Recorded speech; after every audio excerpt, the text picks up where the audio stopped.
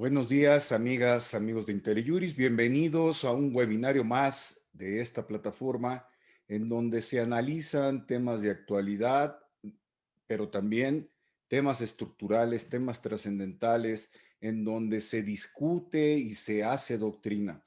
El día de hoy tenemos a un personaje, José de Jesús Gómez Cotero, un entrañable amigo a quien conocí en el plano laboral allá por al principio de los años 80. Pepe ya corrió un buen, hemos recorrido un buen camino de mi parte con un gran reconocimiento a tu trayectoria profesional, un gran tributarista, abogado, por supuesto, académico, con una participación muy activa en colegios profesionales, en la Asociación Nacional de Especialistas Fiscales. Hiciste un gran trabajo, pero además eres autor de varios libros y hoy precisamente lo que planteamos es reflexionar sobre el libro publicado por Editorial Temis. Vale la pena que lo consigan. Es la tesis doctoral de Pepe en la Universidad Panamericana. En síntesis, hoy estamos congratulados de tenerte, Pepe, analizando este tema que además en México se discute, se analiza desde diversas perspectivas, la simulación de los actos para efectos civiles, la simulación para efectos penales, un artículo 109 del Código Fiscal de la Federación, pero también tenemos un artículo 69B en operaciones simuladas, es decir, hay como mucha mezcolanza y a mí tuve la idea de invitar a Pepe porque acomodando mis libros, fíjate, Pepe, este libro de simulación tributaria publicado por Editorial Temis, en verdad consíganlo. Estaba acomodando mis libros y me topé con él, pero fue un encuentro muy pertinente porque hoy en el mundo fiscal lo que se discute son temas de simulación tributaria, de simulación fiscal, y ahora lo tenemos con el outsourcing, la subcontratación laboral. Entonces es un panorama muy grande y dije, tenemos que traer a Pepe aquí a IntelliJuris y aquí está con nosotros. Un gusto tenerte, Pepe. Muchas gracias por tu tiempo y la generosidad de compartir tus conocimientos. Al contrario, Luis Manuel, muchas gracias, muy honrado en compartir una nueva aventura contigo. Efectivamente, ya corrió mucha agua bajo el río y ya son muchos años en donde hemos corrido muchas aventuras juntos. Entonces, Estábamos es un chavitos, honor. Pepe. Seguimos chamacones, Sí, al sí, menos de sí. ánimo, ¿no? Estábamos todavía en la escuela. Estábamos todavía, éramos estudiantes y trabajamos juntos Así. en un proyecto profesional muy exitoso en su momento. Sigue siendo exitoso, pero ahora cada quien en su trinchera. Pepe, eh, la aproximación para mí natural que vi en tu libro y me gustó, me llamó la atención poderosamente porque es una cátedra escrita la que impartes en, pues no son pocas hojas, pero para el reto que asumiste en tu tesis doctoral, hoy libro, fue importante. La aproximación, ¿tenemos que hacerla desde el ámbito del derecho civil naturalmente o es estrictamente fiscal o tenemos que partir de lo penal? ¿Cuál es tu reflexión sobre este punto, Pepe, después de haberlo estudiado a profundidad? Mira, cuando yo empecé a estudiar y a preparar la tesis, me encontraba a varios autores en diversos campos y me di cuenta que todos hacían referencia a Ferrara. Y la realidad es que quien más ha estudiado la figura de la simulación, por supuesto desde el punto de vista civil, es Francisco Ferrara, profesor italiano. Y a partir de los conceptos que Ferrara plasma en su obra, es que todo mundo, digamos, lo cita o toma sus ideas para hacer los diversos análisis en los distintos campos jurídicos, inclusive en el campo fiscal, que es el tema fundamental que hoy nos ocupa. Eh, por supuesto, por ejemplo, la diferencia que hace Ferrara entre simulación y absoluta y relativa se recoge tal cual en la materia fiscal. Sí, quizás digamos, tiene solo un matiz que es la implicación que pueda tener para el mundo fiscal.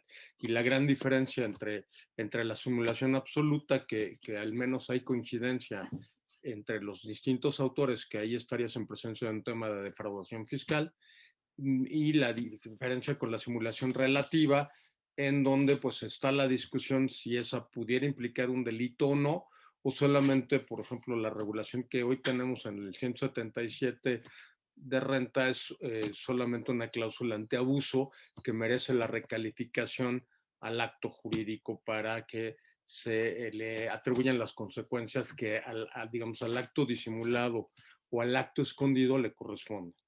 Hoy el tema se refresca con la cláusula antiabuso, artículo 5A del Código Fiscal, donde se retoma la figura de la recalificación y precisamente lo que busca es calificar el acto y destruir lo aparente para que aflore lo escondido o lo disimulado.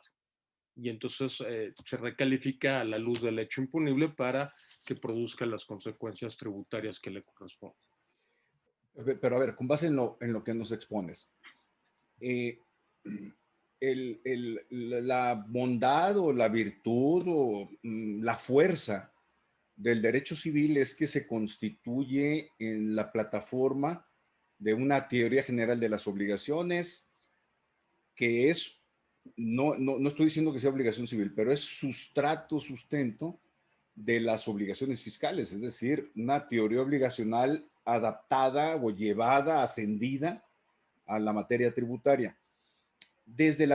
Por eso entiendo la necesidad de acudir a la teoría del derecho civil para poder transitar hacia la teoría fiscal de la simulación y eventualmente, y esto lo comento con muchas reservas, porque es otra cancha, ya tendremos aquí algún especialista que nos hable de esto, a la parte del fraude fiscal. Tú sí consideras, lo vi en tu libro, que hay un paso obligado, natural, entre la teoría civil de la simulación y la teoría fiscal de la simulación. Y de esa manera entrelazas dos grandes conceptos que sí me interesa mucho profundizar en ellos, que es la simulación absoluta y la simulación relativa. Pero vamos por partes. El paso de la teoría general de las obligaciones civil, ¿lo podemos manejar en la cancha del derecho fiscal? ¿Cómo ves tú eso? Sí, por supuesto, te voy a recordar a un maestro nuestro, a don Pancho García Jimeno, Sí. que decía que la columna vertebral del derecho era el derecho civil y sobre todo la teoría de las obligaciones. Entonces, parafraseando a nuestro querido maestro. En la libre, ¿no? En la libre que fue En nuestro la libre, maestro. don Pancho García Jimeno, sí. O sea, al final del día, muchos de los conceptos civiles que son la base para otras ramas del derecho, y en el caso específico la simulación, bueno, tiene una implicación en la materia fiscal, sin duda. Y vámonos al siguiente aspecto. La simulación absoluta, ¿qué significa? Y la simulación relativa, ¿qué significa? Ya hablando en términos generales de una teoría general del derecho, de las obligaciones, ¿qué significa? Y desde el punto de vista fiscal, ¿en qué trasciende? Ok. Desde A tu ver, punto de vista. en términos generales, la figura de la simulación, sin hacer distingos, implica la realización de un acto jurídico aparente que esconde una situación diferente que se conoce como acto disimulado. Entonces, a partir de la figura de la simulación, de lo que se trata es de destruir este acto aparente, como dice Ferrada, quitarle la máscara, que sería propiamente el acto simulado, para que aflore el acto escondido, el acto disimulado. Y cuando tú quitas esa máscara, te puedes enfrentar a dos situaciones diferentes. Uno, que no exista nada y que solamente era una máscara para engañar a alguien, y eso es la simulación absoluta. O que sí exista un acto escondido, que es el acto disimulado y que es el acto que las partes efectivamente quisieron realizar y que, digamos, se escondieron o enmascararon precisamente a través de la figura de la simulación. Ferrara lo que dice es, ese acto escondido en principio es un acto válido jurídicamente hablando, y que va a surtir todos sus efectos jurídicos a menos que exista alguna disposición que diga lo contrario, pero en principio sí va a surtir sus efectos jurídicos porque es el acto que las partes decidieron realizar. Y este concepto es muy importante para la materia tributaria. En el caso de la simulación absoluta, al encontrarte la nada jurídica, o sea, no hay nada, solamente, digamos, construiste un montaje para efectos de aparentarle al fisco una determinada situación que en la realidad no existe, pues eso no hay duda, y al menos es coincidente en la doctrina, que estás en presencia de un tema de defraudación fiscal. Donde sí existe la discusión es en la simulación relativa, porque ahí tú hiciste o construiste un acto aparente para esconder el verdadero negocio realizado por las partes, y normalmente lo hacen por buscar una carga tributaria menor. Entonces, lo que hace la figura de la simulación desde el punto de vista fiscal, retomando los conceptos de Ferrara, pues el acto disimulado, el acto escondido, es un acto perfectamente válido que va a surtir sus efectos jurídicos plenos, entre ellos uno de esos actos muy importantes, la materia fiscal. Por eso es que se recalifica a la luz del hecho imponible para efecto de que se le cobre la carga tributaria que le corresponde a ese acto escondido o denominado disimulado. Y esa es la gran diferencia entre ambos. Me queda claro. Si me permites simplificar en extremo, Pepe, para efectos de ir poniendo los temas en blanco y negro. De lo que te entiendo, capto, es simulación absoluta, invento. Celebramos un contrato de prestación de servicios, de asesoría, obras de, no sé, de ingeniería, legales, de contaduría. Yo te presto un servicio conforme a un contrato, hay flujo de dinero, transferencias bancarias, pero en realidad yo no te presté servicios y por lo tanto no hay en absoluto un acto celebrado. Todo Correcto. es una armadura inexistente, encubierto con papeles, un contrato, transferencias, facturas, etc. Esa es una simulación absoluta. Sí. Simulación relativa. Me cambio de ejemplo. Sobresimplificado, anticipo. Nosotros celebramos tú y yo un contrato de arrendamiento a X número de años, cuando en realidad lo que estamos celebrando es un contrato de compraventa, por decir, con consecuencias fiscales distintas si es arrendamiento o si fuese enajenación como realmente corresponde. ¿Por qué nos vamos por arrendamiento? El ejemplo es malo, pero lo estoy simplificando. ¿Por qué nos vamos por arrendamiento? Porque asumamos, ventajas fiscales de distinta naturaleza a que si fuera una compraventa. Es esa una simulación relativa, es decir, si hay un acto de trasfondo recubierto con otro acto jurídico que en realidad encubre el acto que estamos celebrando. ¿Es correcto lo Sí, que... correcto. Mira, hay un ejemplo tomando el modelo que platicas del arrendamiento, que además fue resuelto en la corte, es muy interesante. Sacan incluso algunos criterios sobre arrendamiento financiero, la distinción entre arrendamiento financiero y arrendamiento puro. Era un tema de un arrendamiento de unos barcos muy conocido, con un gran debate si estuvo bien o mal defendido, pero aquí lo relevante de la tesis, para efectos del tema que estamos platicando, es que lo que dice la Corte es, a ver, veamos cuáles son las características del arrendamiento financiero, que es básicamente diferenciar monto original el valor del bien y la tasa de financiamiento de intereses, a los que les das tratamiento distinto, al valor del bien lo deprecias, a los intereses los deduces, y eso lo distingue del arrendamiento puro, en donde toda la renta la mandas a gastos. Y entonces la Corte dice, vamos a ver qué se hizo en la operación. Y entonces va incluso a los registros contables.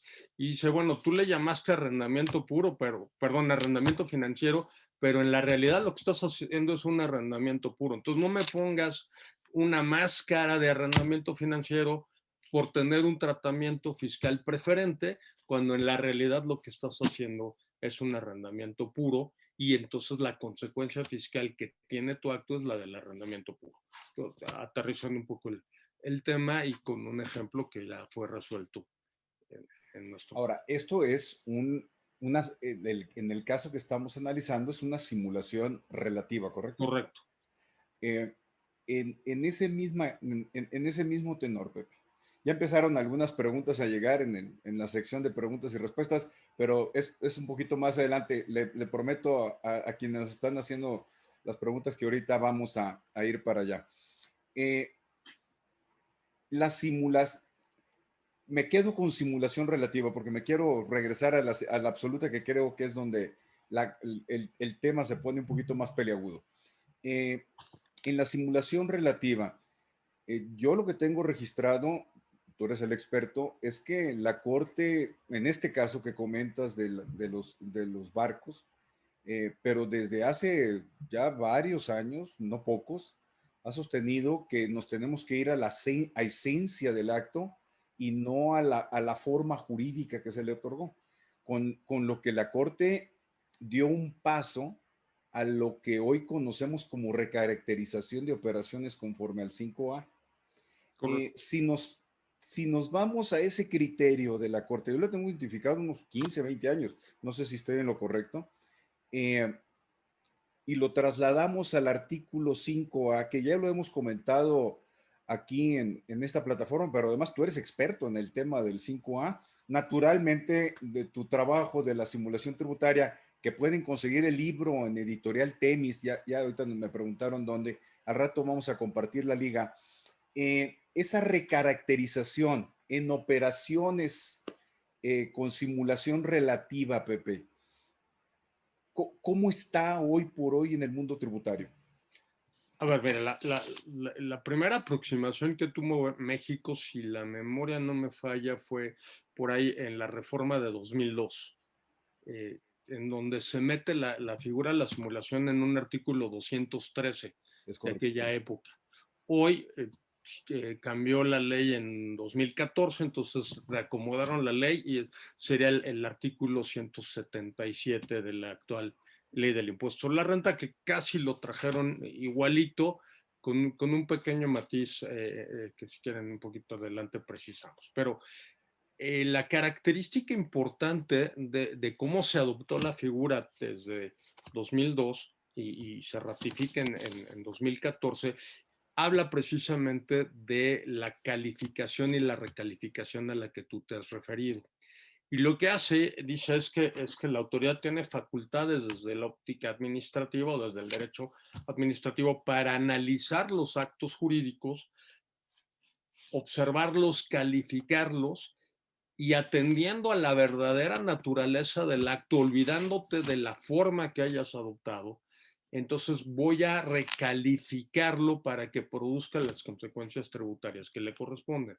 Sigue lo que tú comentas en estos dos elementos, que es la calificación y la recalificación o recaracterización, como hoy se le denomina. Lo que viene a hacer ahora el 5A, pues es a retomar esta figura con un concepto un poco más amplio. Es decir, no solamente va a atender a las figuras de simulación, sino pudiera haber algún otro concepto que no necesariamente tenga que ver con un tema de simulación. Sin embargo, bueno, la figura de simulación como tal, yo no he visto casos, específicamente el 177 de renta, que se haya aplicado por parte de la autoridad fiscal. Y me parece que no lo han aplicado porque en la descripción de la norma tiene varios elementos que tiene que probar. Tiene que demostrar cuál es el acto simulado y cuál es el acto disimulado. O sea, tiene que justificarlo en su liquidación. Tiene que demostrar la causa simulandi, lo cual no es fácil. Y dice, puede utilizar la prueba presuncional. Que bueno, ahí hay un autor, el profesor Arilla Vaz, penalista, que dice, bueno, hay un error en la concepción, la prueba presuncional como tal no existe, lo que existe es la prueba indiciaria, que son las pruebas indirectas, y de la concatenación o suma de estos indicios es como arribas a las presunciones. Entonces, eso le genera un problema de orden práctico a la autoridad, me parece a mí, para que aplique la norma y a veces con los plazos que tiene para emitir las liquidaciones, pues los plazos se le suelen ir, se le comen o se le queman, y entonces pues difícilmente ha podido construir un tema de simulación. Digo, al menos yo no lo conozco. Habrá que ver qué va a pasar ahora con el 5A, ¿no? Una vez que empiece a funcionar. Entrando al 5A, Pepe, tú que lo conoces y has dado varias charlas y participado en foros sobre este artículo 5A. ¿Qué es lo que establece así en su esencia? Y si tiene como propósito precisamente anular actos simulados. No tiene que ver con la simulación estrictamente. Lo que estoy preguntando es si hay una causalidad entre 5A y simulación relativa. A ver, sí pudieran tener un vínculo, utilizan las mismas herramientas, la calificación del acto y la recalificación del acto, pero mete una particularidad del 5A que el 177 no tiene, que es la razón de negocios, con un tema que genera un gran debate hoy con la famosa razón de negocios, porque pareciera no ser o no atender al concepto propiamente de una justificación de negocios del realizar una determinada operación que puede ser perfectamente válida, sino que pareciera utilizar el principio de autonomía calificadora y decir lo que para efectos del 5A es la razón de negocios, y lo hace comparando el beneficio fiscal con el beneficio económico. Y al menos de la redacción, habrá que ver cómo interpretan los tribunales en su aplicación, pero al menos de la redacción del 5A, lo que aparentemente plantea es que tienes que hacer esa comparación entre el beneficio fiscal y el beneficio económico para determinar si existe o no razón de negocios, no importando si puede haber una justificación que ni siquiera sea económica, pero que sí sea una verdadera razón de negocios. Creo que el tema ahí va a generar un debate. Pero, a ver, en el artículo 5A, lo que se le da es la facultad al SAT, a las autoridades fiscales, para hacer una recaracterización de operaciones. Me quedo en el ejemplo que mencionaste, el de los barcos es muy buen ejemplo. ¿Es arrendamiento financiero o es arrendamiento puro?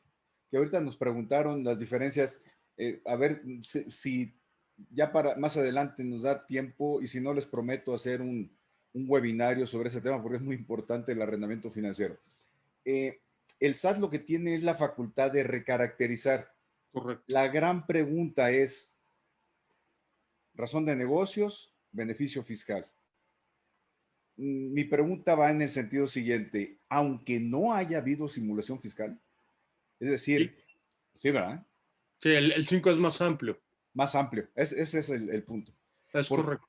porque entonces el 5A es de tan amplio espectro que aunque no haya simulación, no quisimos simular arrendamiento puro ni quisimos simular arrendamiento financiero, pero el SAT con esa potestad de recalificación dice, la razón de negocios que yo determino o que no identifico, con independencia de que no haya simulación, perdón, con independencia de que haya simulación o no la haya, que puede no haberla, Claro. pero como el beneficio es mayor, entonces es donde el problema se genera para los contribuyentes porque estamos sujetos a una determinación de razón de negocios conforme criterio de autoridad, no conforme práctica empresarial, vamos a llamarle, práctica Correcto. profesional, pero además asumiendo beneficios económicos que no fueron los buscados por los contribuyentes, sino o no buscados, sino que en una reestructuración, en una ideación de los negocios, como es en México creativo y en el mundo, creativo, dinámico, pues fue lo que se determinó que era lo más conveniente y razonable en el formato jurídico, que en la esencia es real, ¿correcto? Correcto. Ahorita nos preguntan, Pepe, aprovechando aquí que estamos en el 5A, las consecuencias, y tú a esto lo has analizado, me consta, te he escuchado. Las consecuencias del 5A solo son fiscales, económicas o pueden trascender a lo penal. A ver, y eso es todo un debate, ¿eh? Igual lo traemos con el tema de la simulación. particularmente, como me regreso tantito nada más como preámbulo, porque cuando se reguló la figura de la simulación se les olvidó que teníamos el 109, en donde en la fracción cuarta ya se tipificaba a la simulación como delito fiscal. Y entonces la pregunta que surge es exactamente la misma que tú planteas respecto al 5A. Todo acto realizado por el contribuyente, inclusive los simulados, necesariamente caerá en un tema penal fiscal, y a mí me parece que no. A mí, al menos este punto sí lo he debatido con algunos buenos amigos penalistas, y la opinión de ellos es que para que estemos en el terreno penal necesitas de que se dé la figura del dolo, es decir, un querer y conocer con una intención defraudatoria. Si la intención no existe, si en la construcción no existe un dolo, no caerías en un tema penal. Solamente se aplicaría el efecto fiscal de la recalificación del acto para efecto de que produzca las consecuencias tributarias que le corresponderían, ya sea al acto escondido o disimulado en el tema de la simulación, o al acto determinado por la autoridad en términos del 5A, lo cual me parece complicado porque la autoridad, como bien acabas de señalar, sus elementos para esa recalificación son estos beneficios fiscal y económico que para ella justifican la razón de negocios del 5A y que no tienen nada que ver con una razón de negocios empresarial. Pero No, no tendrías que caer necesariamente en un tema penal. pero además, no necesariamente existe la simulación. Además, Además, correcto. O sea, ni siquiera estamos en la hipótesis del 109, fracción 4. correcto. El 109, nada más para quienes no estén familiarizados con la materia penal fiscal, el 108 establece la defraudación fiscal genérica, dolo, aprovechamiento de errores, una conducta dolosa, tenga un beneficio fiscal, en pocas palabras, evasión, evade el pago de los impuestos. El 109 establece, el artículo 109 del Código Fiscal de la Federación, los equiparables a defraudación fiscal. Hay una fracción 4 que habla de simulación de actos con el propósito de evadir contribuciones.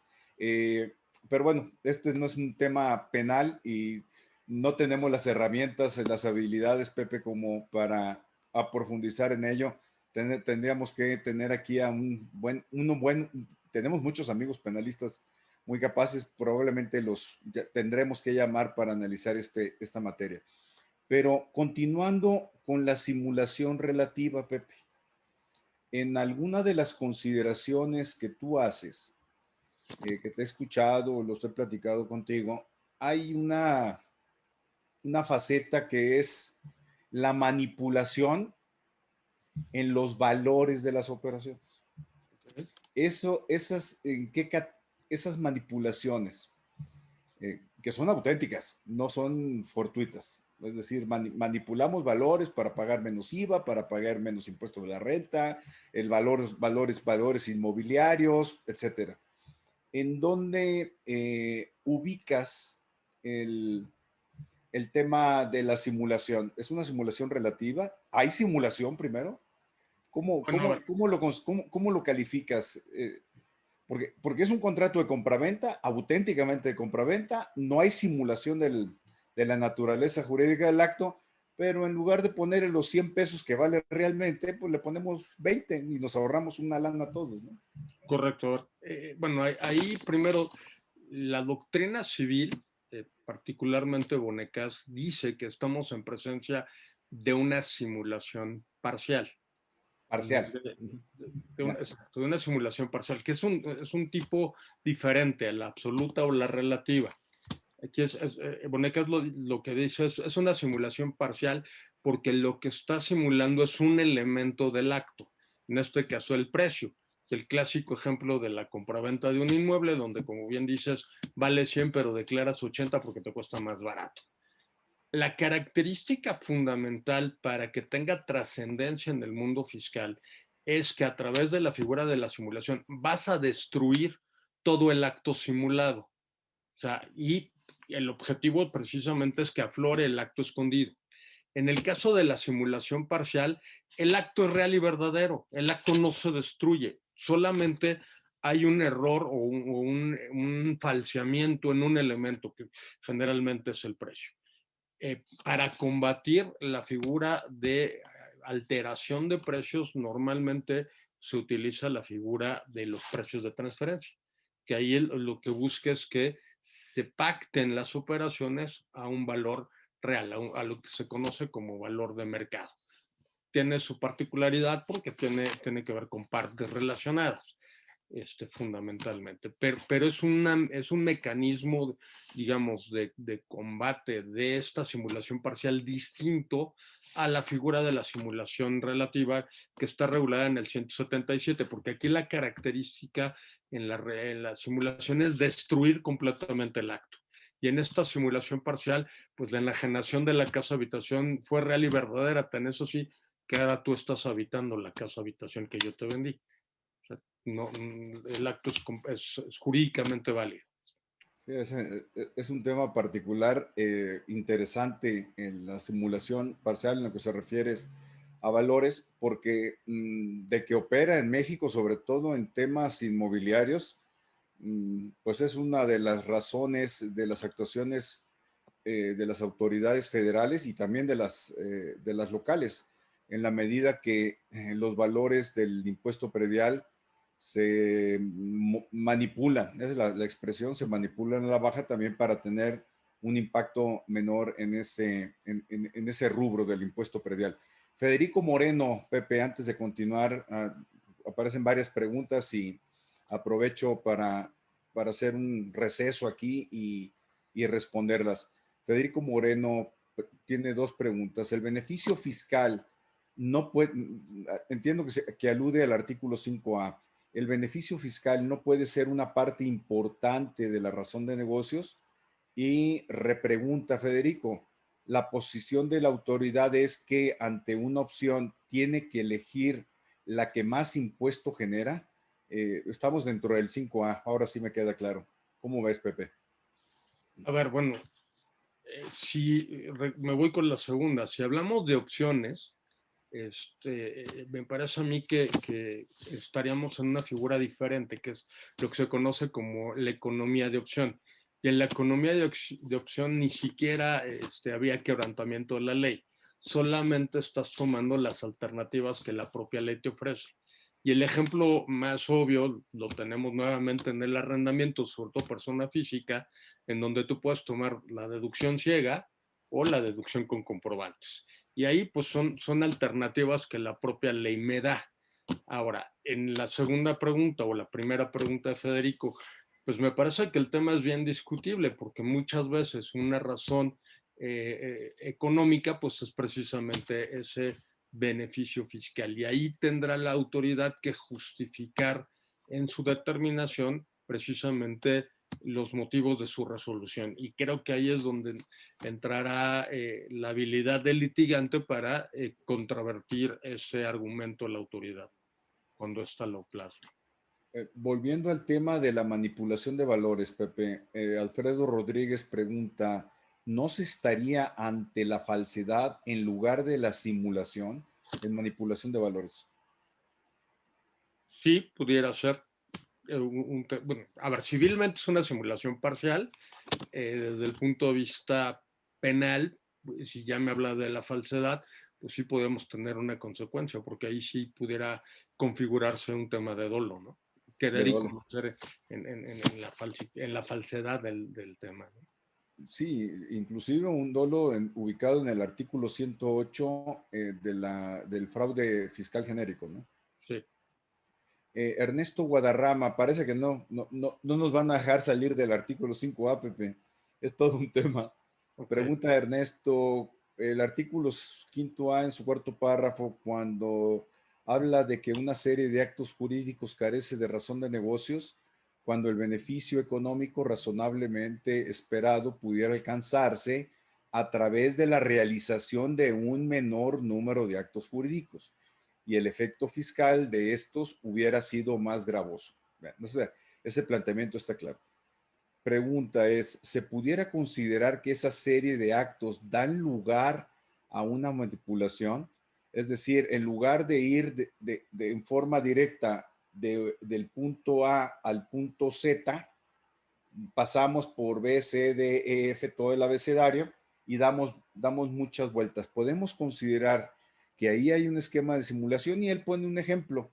Un padre dona al hijo y el hijo vende un tercero, en lugar de que sea el padre que venda directamente al tercero. Es un ejemplo, por supuesto. ¿Esto cómo lo visualizas en el esquema de la simulación, lo que está presentándonos Ernesto Guadarrama, Pepe?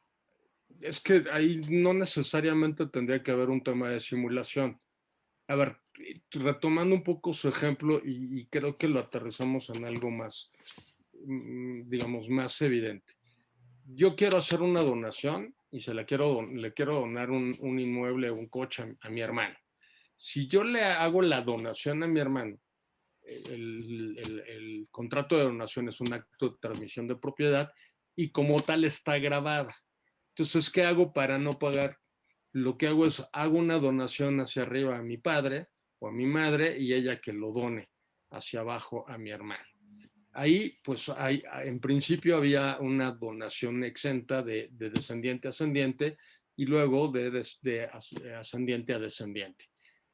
¿Cuál es la realidad? Yo no necesito pasar por mi papá. O sea, yo puedo hacer la operación directa con mi hermano. ¿Cuál es la diferencia? Que está grabado.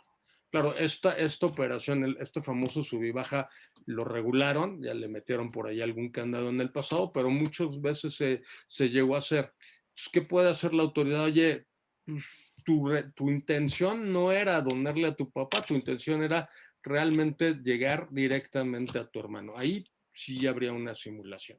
En el ejemplo que nos ponían de alguien que le vende a un tercero, no tengo claro que quiera hacer un tema incluso de simulación o incluso de planeación fiscal. Simplemente pues, eh, recibe una propiedad y luego decide venderla. La razón por la que lo haga pues, puede ser X. ¿No?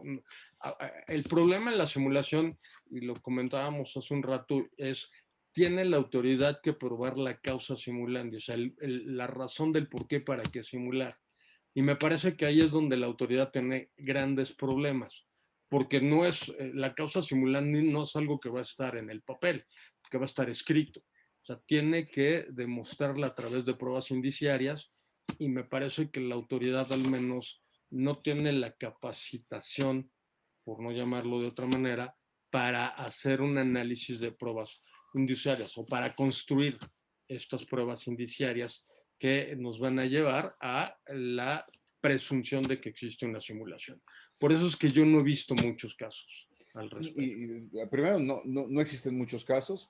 Ahorita nos vamos a mover al 69B, pero además, un comentario rápido.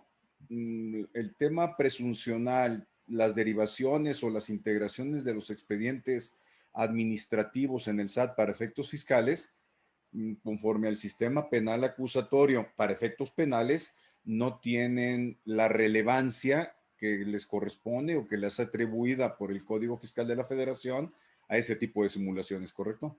Es correcto. Además, yo diría, y en eso hay una coincidencia, yo ahí les invitaría a quienes nos escuchan que lean, por favor, los prólogos del libro.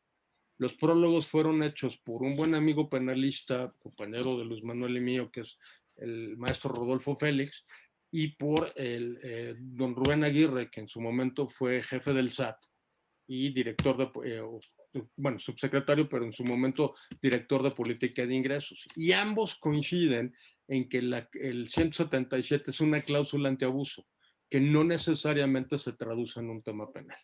Ahora, el punto que acabas de comentar es bien importante en el sistema penal acusatorio, porque las pruebas del expediente administrativo no necesariamente van a ser utilizadas o pueden ser utilizadas a rajatabla en el procedimiento penal. Hoy se complica el tema, ¿no? Y eso es una de las críticas que yo le echo, por ejemplo, el 69B, cuando dice, si no me desvirtuaste, se presume que nos vamos al tema penal. Y yo siempre he criticado, a ver, creo que ¿qué pasa si yo por despistado, por mareado, no presenté pruebas? Es una operación real y verdadera, pero se me fueron los términos. ¿Eso en automático me coloca en un tema penal? Entonces yo puedo tener una simulación para efectos administrativos o un 69 para efectos administrativos, y cuando llego al tema penal ahí sí lo pruebo. Y entonces llego a un absurdo que un mismo acto administrativamente es calificado como simulación y penalmente no, lo cual me parece un Sí, tema. bueno, eso sería materia de, vamos a traer aquí a Rodolfo Félix, que le entiende bastante bien a los temas penales fiscales, porque además el tipo penal del artículo 113 bis, pues sí como que hace agua en algunos de los aspectos que yo he escuchado que los penalistas cuestionan, es que habla de la compra-venta de CFDIs, y los CFDIs no se compran ni se venden, los CFDIs se piden y se reciben. Pero bueno, no es el tema, no es el tema Correcto. penal. Los debates en las mesas que hemos participado, en donde están penalistas precisamente analizando estos temas, son apasionantes. Pero se nos está yendo el tiempo y no hemos hablado de la simulación absoluta, Pepe. Y yo creo que para efectos de esta charla tiene mucha relevancia porque nos movemos a la cancha del 69B del Código Fiscal de la Federación, la presunción que ahí se establece, los tipos penales, por supuesto, pero también el tipo penal del 109, fracción 4. ¿Qué hay de la simulación absoluta en materia fiscal? Ya al principio de esta charla nos hablaste hiciste la precisión de qué consiste una simulación absoluta, pero traído a la materia fiscal, ¿cómo conceptuamos, cómo desarrollamos este concepto, Pepe? Bueno, yo creo que ahí tendremos que seguir al mismo Ferrara. O sea, dice, a ver, yo destruyo el acto simulado y me encuentro la nada jurídica. Es decir, hay un montaje, hay un acto aparente para esconder una determinada situación o para buscar obtener una determinada situación. El 69B lo que te habla y dice son operaciones inexistentes, operaciones falsas u operaciones simuladas. Y pareciera meter en la misma canasta conceptos y que pudieran ser sinónimos, ¿no? Si hablamos de simulación absoluta, pues probablemente estaríamos hablando igual de una operación inexistente. Como bien dices, eso de digamos, de las operaciones falsas, entre comillas, hoy es discutible si hay comprobantes fiscales digitales falsos cuando todos son timbrados. Al final del día yo creo que nos quedaríamos entre los de operaciones inexistentes y simuladas, pero a mí me parece que ahí estamos en un tema de sinónimos, a menos que la autoridad quiera distinguir la simulación absoluta de la relativa. Y si quiere calificar una simulación relativa como delito, me parece que tendremos todo un debate, como bien señalas. Ahora, en cuanto a las operaciones inexistentes o simuladas del 69, dice la autoridad, porque carezcan de materialidad. Y se refiere a que carezcan de materialidad porque o no tienes personal, o no tienes activos, o no tienes elementos para prestar el servicio o enajenar el bien. Pero me parece que están confundiendo dos cosas que son distintas. Una cosa es la capacidad o los elementos materiales para que se preste un determinado servicio o se enajene un bien, y otra cosa muy diferente es la realidad o no de la operación. Y simplemente traigo un ejemplo muy cotidiano porque le pasó a un buen amigo mío al que lleva un asunto ante el Seguro Social y emite su recibo de honorarios correspondiente y llega una auditoría y le objetan a su cliente ese recibo y le dicen, oye, demuéstrame la materialidad del servicio que te prestó el abogado. Y entonces me preguntaba, oye, ¿qué le doy? A ver, el recurso lo planteé yo, la capacidad material es el abogado que lo hace. No necesito pasante porque hoy ya muchos temas son en materia digital, puedo hacer presentaciones de escritos en forma electrónica. Entonces no necesito ni mensajero que lo lleve.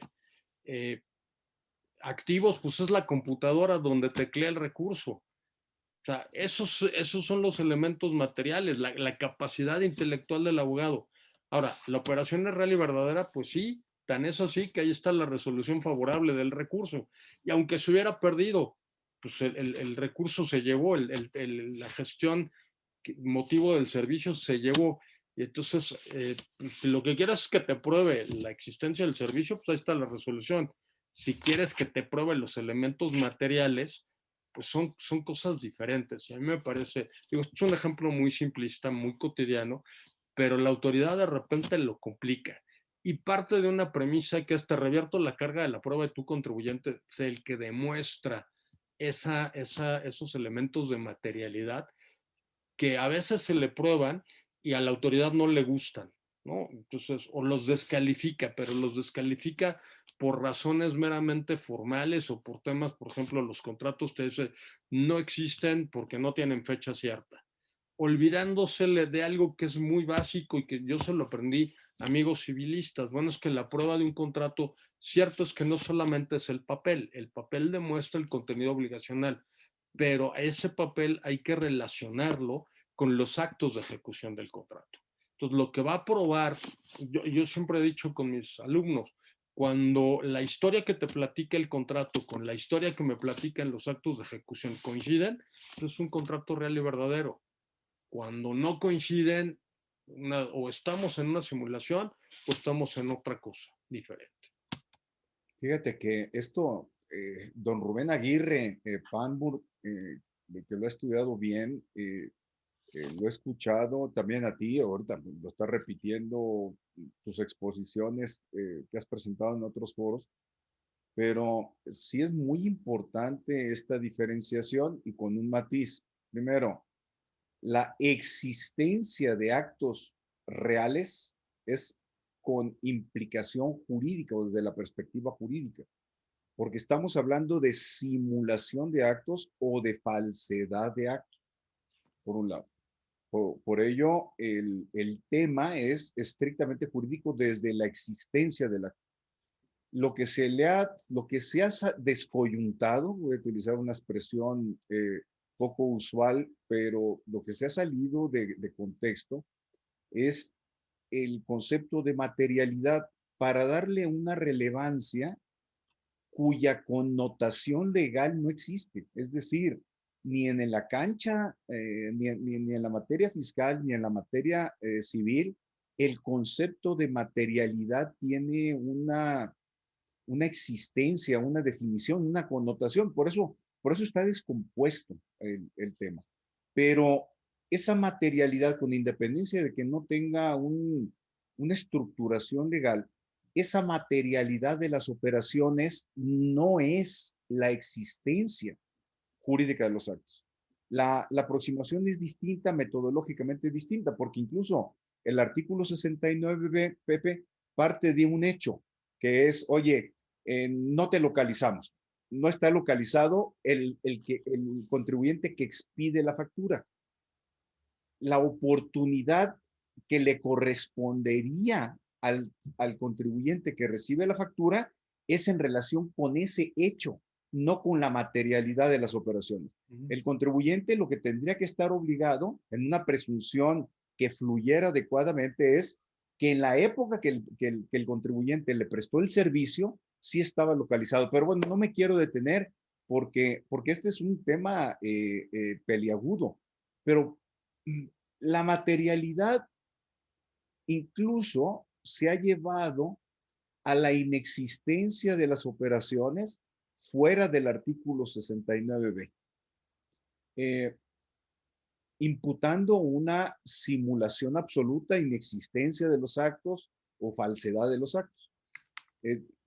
Al menos en el 69b tenemos un elemento que es el que da pauta o arranca un procedimiento para establecer una presunción. No localizado el contribuyente, no carece de recursos materiales y humanos, que ahora en el mundo digital se enreda más. Pero llevando esa materialidad a la generalidad de las operaciones realizadas con los contribuyentes para imputar una inexistencia de operaciones y por lo tanto improcedencia de deducciones, improcedencia de acreditamiento, como que la parte de la simulación, inexistencia, falsedad, estableciendo inexistencia como falsedad como sinónimos o como figuras diferenciadas. No me quiero detener en eso, Pepe. Se carece de un elemento indiciario. No sé qué reflexión has tenido en este tema de la simulación materialidad fuera del artículo 69. Mira, te voy a contestar como hay un artículo de una profesora peruana en un libro de los de vía tributaria, precisamente el libro de ética, y observaba que esta queja que tenemos en México es una queja que se está permeando en el mundo, particularmente en países latinoamericanos. Y ella, en su artículo, dice que una de las tendencias que está teniendo la autoridad hacendaria en Perú es la descalificación de los actos jurídicos cuestionando su realidad, que es muy similar a lo que nosotros hacemos. Y ella decía, oye, la razón es o porque tienen prisa para cerrar las auditorías o porque carecen de conocimientos para analizar la verdadera realidad de estos actos jurídicos y porque encuentran una solución para cumplir una cuota de liquidación. Y ese es un fenómeno que sí se está dando en todos lados. A mí me preocupa porque como tú bien lo dices, la autoridad está extendiendo este concepto de materialidad a temas que no necesariamente tienen que ver con el 69 y cuestiona todo, descalifica todos los actos jurídicos y desgraciadamente los que hacen las auditorías no tienen un entrenamiento jurídico, no son abogados. Y como tú dices, aquí lo que estamos analizando son realidades de actos jurídicos. Y a mí me parece muy importante el tema de los actos de ejecución de ese acto jurídico que me prueban su existencia. Pues cuando tú se los planteas, y a mí ya me ha tocado, la autoridad no sabe qué hacer, no dice qué hacer. En algún asunto, le decía es que, a ver, la valoración de pruebas tiene que ser adminiculando las pruebas. Es decir, relacionándolas unas con otras, relacionando no solo el contrato, tienes que verlo con los pagos, con los demás actos de ejecución. Y en ese momento podrás probar si existe o no el acto concreto. Y la autoridad dice, no, hombre, es que la adminiculación la tenías que haber hecho tú. Y digo, simplemente te da risa porque, saber, es un tema de valoración de pruebas y la adminiculación la hace quien ejerce esa valoración de pruebas. Entonces, me parece que se cumple esta premisa que señala la profesora peruana en el sentido de vamos a descalificar actos con un objetivo meramente recaudatorio y que el contribuyente, pues que se defienda como pueda si es que se sabe defender. Manuel López Lira, Pepe, vamos a entrar, hay muchos temas, ¿eh? Saludos desde Guatemala, un saludo a los amigos de Guatemala, excelente ponencia. ¿Cuáles son los estándares de prueba de materialidad de operaciones que deben analizarse caso por caso? ¿O existe alguna jurisprudencia en México sobre aspectos generales? Excelente ponencia. Algo ya respondiste de este, Pepe, pero no quise dejar de presentar el tema para Manuel López Oliva, que nos ve desde el sur de México. Muchas gracias, Manuel. Un saludo. Bueno, no hay, en cuanto al estándar de prueba no existe. Aquí se tiene la libre apreciación de pruebas y dependerá de cada caso concreto como tú puedas demostrar la realidad de una determinada operación. Ahí sí depende mucho de la realidad y del tema en casuístico en lo particular. Yo lo que sí he tenido como experiencia en algunos asuntos que he compartido con un buen amigo, Jorge Álvarez, en Michoacán, en donde nos ha salido la autoridad descalificando pruebas en forma aislada. Nunca las analiza en su conjunto. Entonces, me parece que ahí está cometiendo un gran error. Algún asunto está llegando a tribunales y los tribunales, lo más que hemos observado es que eso sí tienes elementos de prueba. No hiciste una adecuada valoración de estas, pero no se mete o no se ha metido, digamos, al fondo a definir este análisis probatorio de la realidad o no de la operación. Sí, pero además, Pepe, conforme a la experiencia que se tiene aquí en México, eh, como inició esto hace algunos años, era exhíbeme las pruebas 1, 2, 3, 4, 5, y las exhibías y luego el SAT te dice, no, es que te faltaron las pruebas 6, 7, 8, 9 y 10. Exhibe de las 6 a las 10 y te dice, no, pues te falta la 95, 96, 97 y 100. se volvió una carrera de alcánzame si puedes, sin una estructuración, sin una contención, porque no es discrecional, sino es arbitrario el escenario que se ha llegado. Por eso empiezan a existir algunos precedentes muy recientes del Tribunal Federal de Justicia Administrativa, en el que incluso se pone en suerte la competencia de las autoridades fiscales para estar formulando ese tipo de requerimientos. Lo que quiero responder aquí a Manuel López Oliva es que el tema se está definiendo en México, no hay un criterio firme. Pepe, tenemos varias preguntas, pocos minutos, me gustaría continuar hablando sobre este tema que todavía nos falta explorar, pero con las respuestas que podamos dar, que puedas ayudarnos con las preguntas, yo creo que vamos a cumplir bien el objetivo de esta charla. Un buen amigo, Juan Antonio de Arana, pregunta, ¿ustedes no piensan, regresamos al 5A, Pepe, te digo que no te quieren dejar, ¿ustedes piensan que la aplicación efectiva del 5A por parte de la autoridad va a ser casi imposible que la autoridad la aplique por todos los requisitos que debe cumplir, como que lo apruebe el órgano colegiado, el cual tiene varias dificultades para crearlo, el determinar razón de negocio, los procesos que tiene que cumplir la autoridad, etcétera? Saludos a dos buenos amigos, dice nuestro querido Juan Antonio Arana. Gracias, Juan Antonio. A ver, mira, primero hay que comentar que esta figura del órgano consultor lo copiamos un poco del modelo español. Allá de alguna manera lo que buscaron al poner este órgano consultor es no dejar en manos de los auditores, que son los que están en contacto directo con el contribuyente, la determinación si existe uno o no la utilización de esta cláusula antiabuso, para hablarlo en términos generales. Tiene problemas. Al menos la experiencia española es en el sentido de que muchos de los asuntos donde se ha ejercido la cláusula antiabuso, aún con la intervención de este órgano consultor que lo que busca, y a mí no me parece mal, es sacar de la esfera del auditor cualquier posible acto de arbitrariedad o corrupción, sino dejarlo en un órgano más objetivo, no estar exenta de debates y de discusiones, y lo que ha producido pues son incremento en los litigios. Seguramente México por allá va. Perfecto. Rafael Ibarrola, otro buen amigo de la Libre. En las operaciones inmobiliarias se incurre en simulación real, pero no siempre es una simulación real. También hay veces de aparente simulación, en virtud de que los valores establecidos por la ley fiscal o catastral distorsionan el acto económico de intercambio. Por ejemplo, no toman en cuenta que en la plaza o ciudad en la que se ubique el inmueble no existe el circulante suficiente para darle esos valores. No sé si capto bien la pregunta o tú, Pepe, la duda que tiene Rafael Ibarrola, el planteamiento, si no, si Rafael nos ayudas a replantear la pregunta. No sé si la captaste, Pepe. A ver, si estoy entendiendo, bueno, creo que su inquietud va más a lo que comentamos, que es la simulación parcial, que tiene un efecto, tiene una implicación diferente.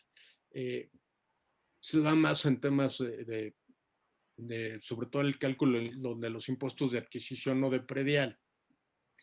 Pero ahí, pues básicamente son los avalúos los que justifican el valor catastral de un determinado inmueble. Si la evaluación catastral es incorrecta, bueno, pues habrá que cuestionarla incluso hasta en temas de tribunales, ¿no? Pero ahí propiamente no estamos en un tema de simulación tributaria del que hemos estado charlando, ¿no? Marisela Corrés, una gran amiga y extraordinaria fiscalista eh, en el 5A, Pepe. Las consecuencias penales del 5A están vinculadas a la simulación que refiere el 69B en relación con operaciones simuladas inexistentes. Ya hablamos algo de esto, no sé si quieras abundar, Pepe, sobre el punto. A ver, la del 5A me imagino que se refiere a la reforma de este año, el último párrafo del 5A. A ver, mi opinión es que pues ese párrafo sale sobrando, porque si la autoridad en el ejercicio de facultades de comprobación tenga que ver el 5A o no, encuentra un delito, pues nada le impide que se vaya por la vía penal, siempre y cuando allá lo demuestre.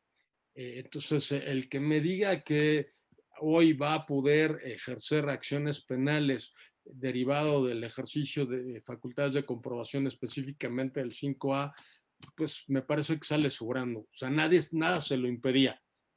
O sea, si no tiene elementos probatorios de que hay delito, pues seguramente su intento penal fracasará. Si tiene elementos para demostrar que hay delito, pues probablemente tendrá éxito en su procedimiento penal.